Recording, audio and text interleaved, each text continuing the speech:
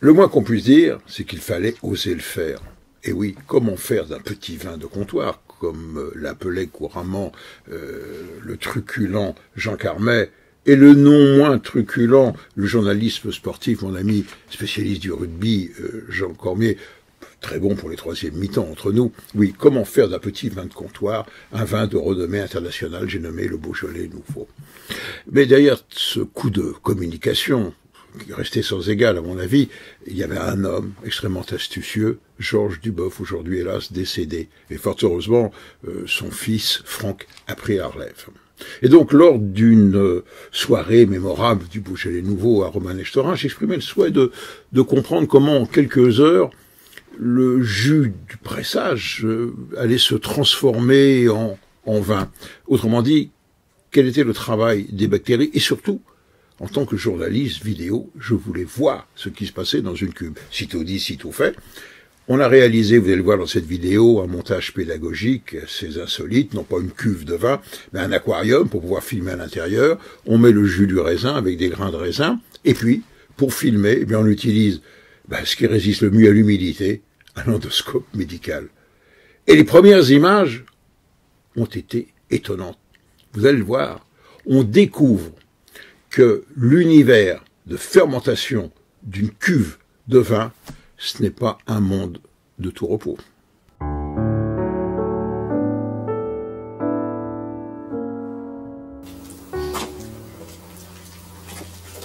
Pour la première fois, nous avons voulu percer le mystère du vin. Nous avons voulu voir ce qui se passe réellement dans l'univers du raisin. Nous avons voulu assister à la naissance du Beaujolais. Au travers des parois d'une cuve transparente, nous avons donc filmé la métamorphose du raisin.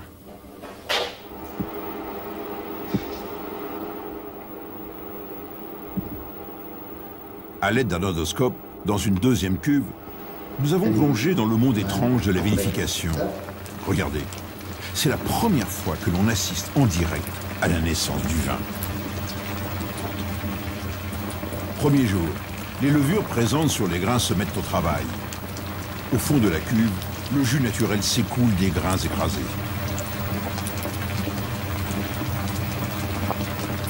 Deuxième jour, le processus s'accélère. Les bulles de gaz carbonique roulent sur les grains de raisin comme des perles.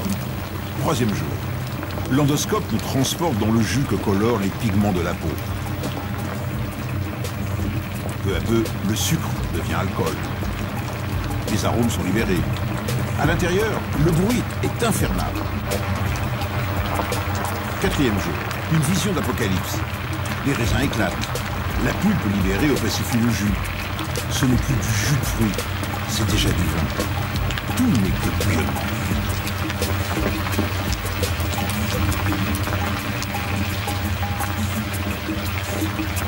Cinquième jour, c'est l'apothéose. Les couleurs sont chatoyantes. On se croirait transporté dans les laves d'un volcan. Le Beaujolais est en train de naître. Les levures mènent un dernier combat contre les raisins qui agonisent et libèrent tout leur parfum. Les bulles de gaz carbonique tressent un collier de perles aux grains intacts.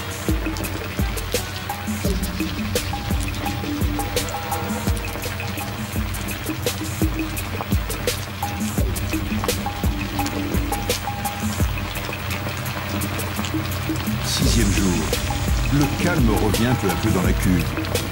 Dans ce combat, les raisins seront vaincus. Ils ont tout donné. Leur sucre, leur couleur, leur tanin et bien sûr, leur arôme.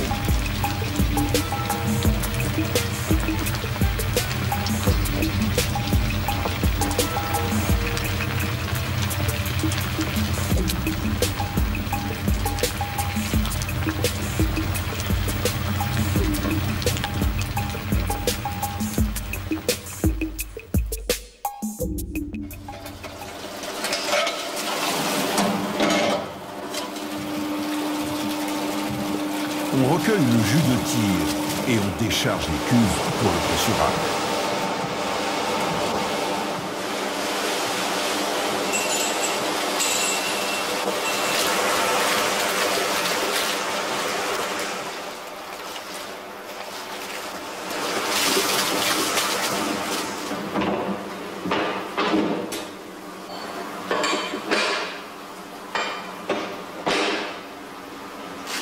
Et derrière cette technique ultra-moderne, il y a les mêmes gestes du vigneron.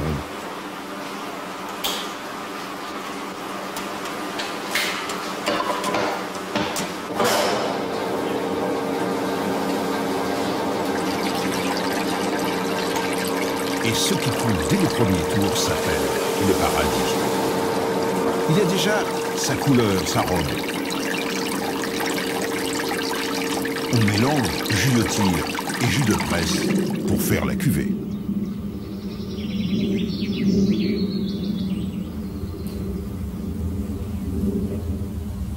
Ce qu'il y a d'étonnant avec le Beaujolais, c'est qu'à partir d'un même cépage, on obtient plusieurs centaines de caractères différents. Et tout l'art du négociant éleveur est de savoir choisir.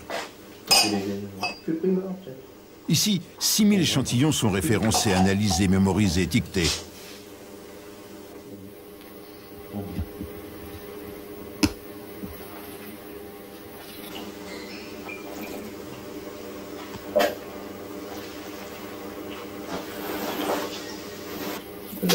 En pleine malo. Il savonne. Ici, pas de mots inutiles. Le langage employé est bref, précis.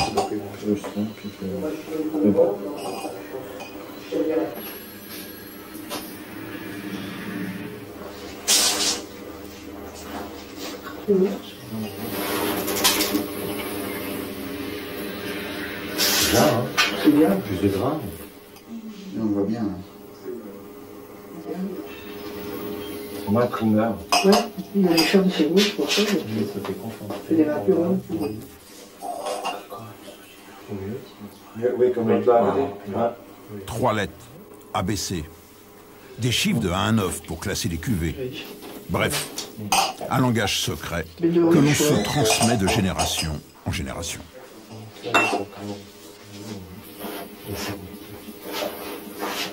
Regardez bien, les gestes sont sobres. Oui, c'est très bien. Ce que l'on place devant est bon.